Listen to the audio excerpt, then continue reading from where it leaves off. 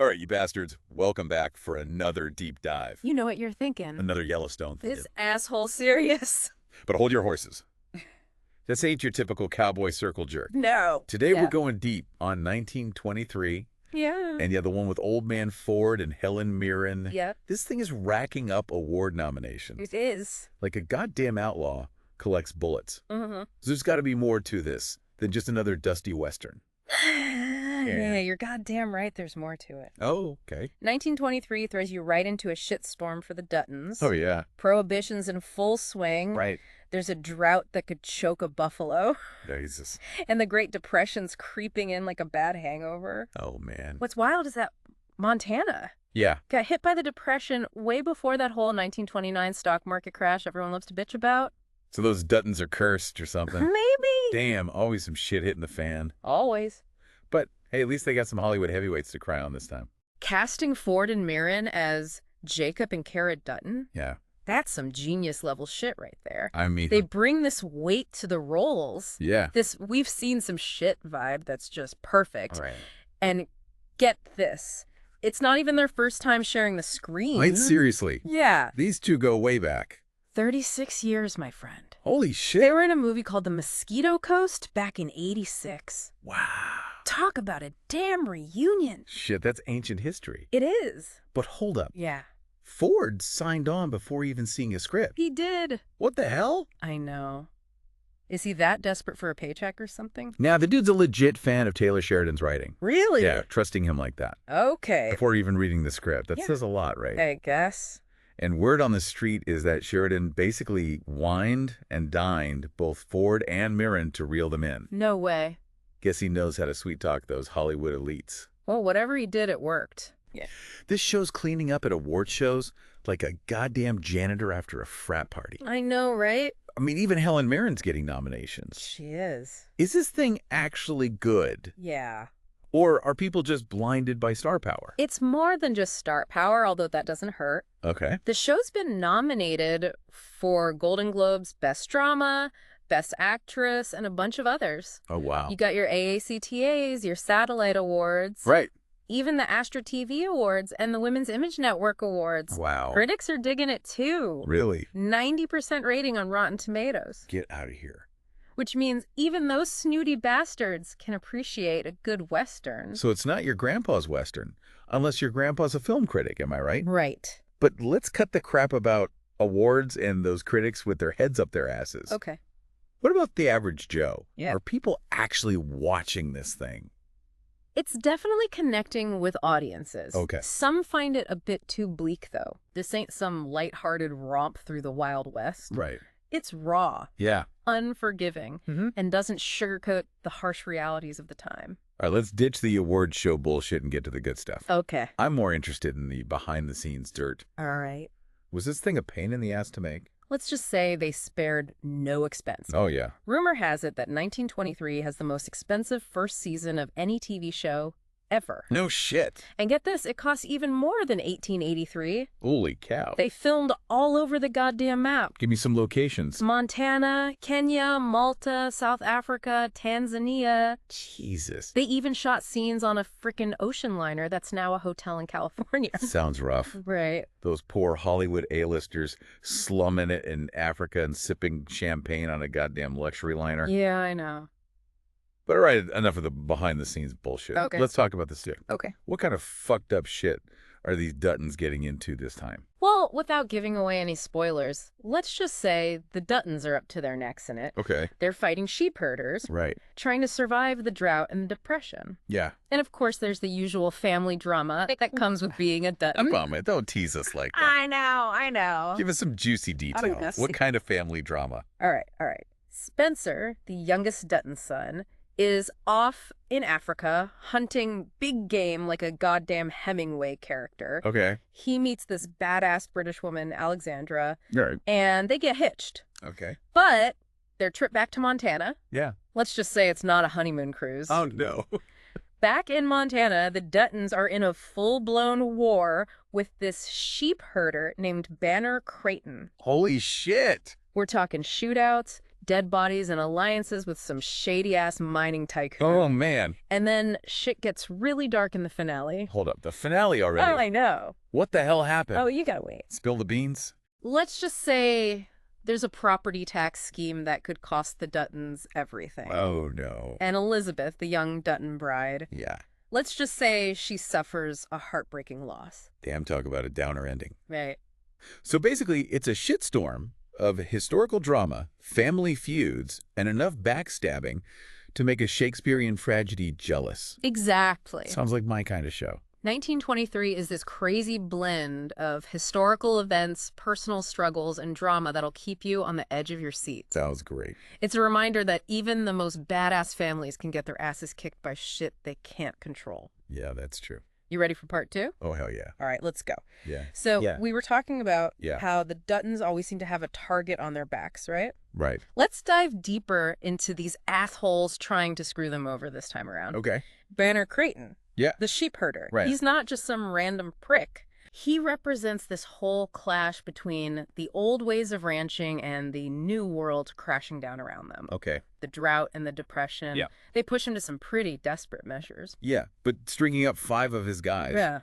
The Duttons don't fuck around. No. You'd think that would scare the shit out of Creighton and send him running for the hills. You'd think so, wouldn't you? Yeah. But Creighton's a stubborn bastard with nothing left to lose. Right. He teams up with this Donald Whitfield character, Okay. a mining tycoon who's basically the poster boy for corporate greed. Okay.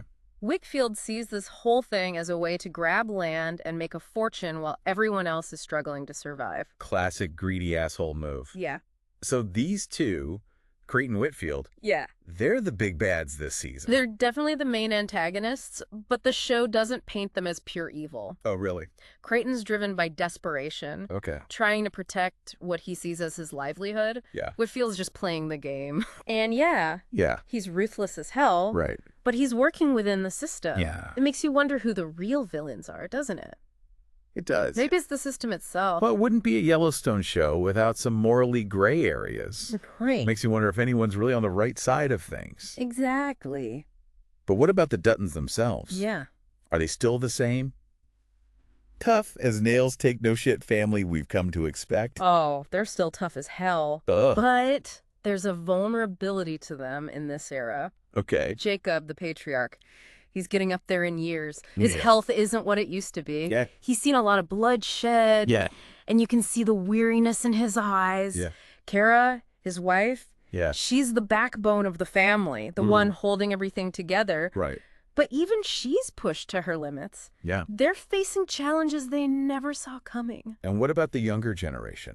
Right. Spencer sounds like a total badass. He is. Off fighting lions and Yeah. shit. What's his deal? Why is he so far away from the family in the first place? Spencer's haunted by his experiences in World War I. Okay. He's seen some truly horrific things, and it's left him scarred, both physically and mentally, Right. hunting big game in Africa. Yeah. It's his way of coping with the demons that are chasing him. Okay. But when he gets Kara's letter, Yeah. he knows he can't run forever. So he's coming back to Montana to save the ranch. He is. Cue the heroic music. Right. But wait, we mentioned he meets a British chick. Yes. What's her story? She's awesome. Is she some damsel in distress he has to rescue from a bunch of savages? Hell no. Okay. Alexandra is a force of nature. Yeah. She's independent, Yeah. adventurous as hell, Okay. and head over heels for Spencer. So she's a badass. Oh, yeah. Okay. Their relationship is a bright spot in a pretty damn bleak world. Right. But their journey back to Montana... Yeah.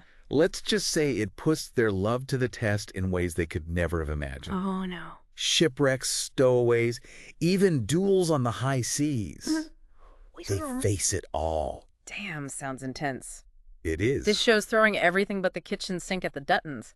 It is. But you mentioned something about a property tax scheme. Oh, yeah. What the hell is that all about? That's where Whitfield shows his true colors. Okay. He knows the Duttons are strapped for cash, All right. so he swoops in like a vulture, Yeah. pays their property taxes, and offers them a loan. Oh. Sounds generous, right? I mean, But this is Yellowstone. yeah. There's always a catch. Okay. What's the catch? If they can't repay him by the end of the year, he takes the ranch. Ah, I see. It's a power play that could wipe out the Dutton dynasty for good. That slimy son of a bitch. All right. So are the Duttons going to lose Yellowstone? Come on. I don't know.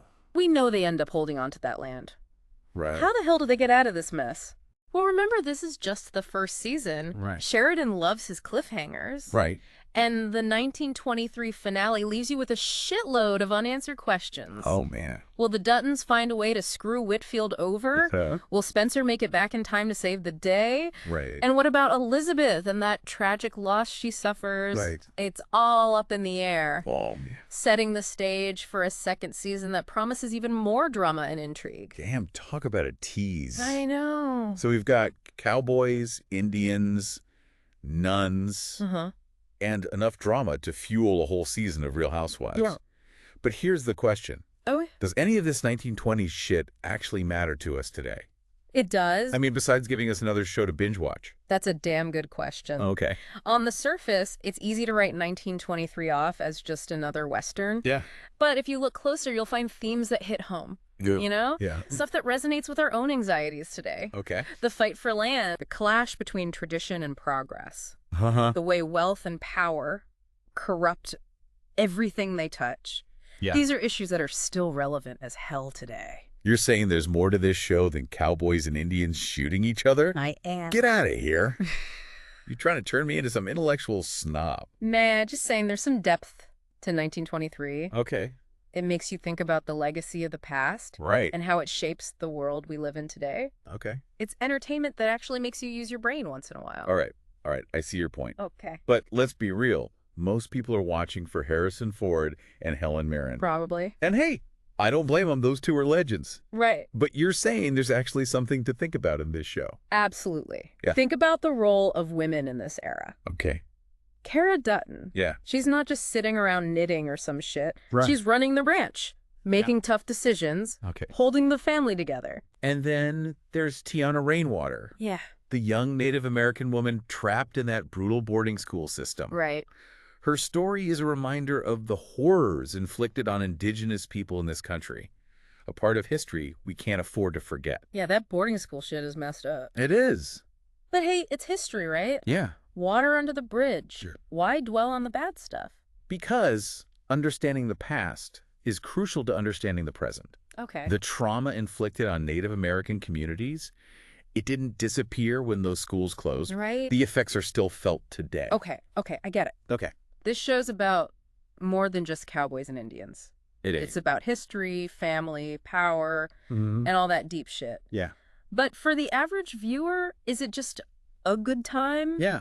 Will they be entertained? Absolutely. Okay. The action sequences are top-notch. Okay. The characters are compelling as hell, and the scenery is breathtaking. Yeah. It's a visual feast, man. And let's not forget the performances. Yeah. Ford and Mirren are magnetic, and the supporting cast is phenomenal. There's not a weak link in the bunch. All right, you've sold me.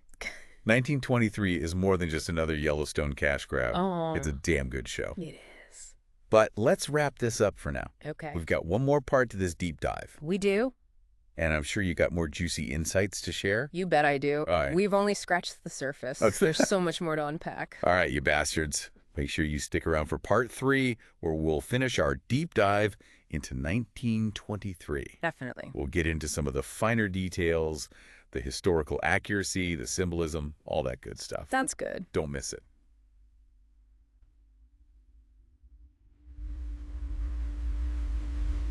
All right, you animals, welcome back for the final round of our 1923 deep dive. Let's do. We've covered the star power, Right. the behind-the-scenes craziness, Yeah.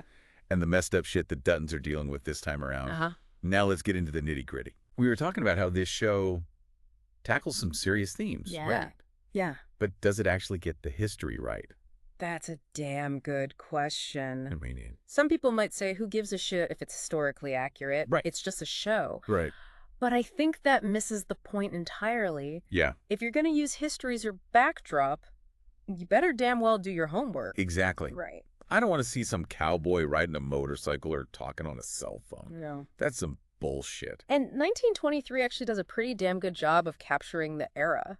Really? It doesn't shy away from the ugly stuff either, Right. like the racism and prejudice that were rampant back then. Okay. The way they portray the Indian boarding schools, for example, Yeah. it's tough to watch. Yeah. But it's a reminder of a really dark chapter in American history. Yeah, that Tiona Rainwater storyline is brutal. It is. It's not easy to stomach, but it's important to remember that this shit actually happened. It makes you think about the lasting damage that the kind of systemic abuse can inflict. Exactly. Yeah. And it's not just the Native American experience the show explores. Yes. We see the struggles of immigrants trying to make a living, Okay. the rise of organized crime thanks to Prohibition, and the economic disparities that helped fuel the Depression. Right. It's a multifaceted look at a nation in turmoil. But hold on. Yeah. Isn't this supposed to be a Western?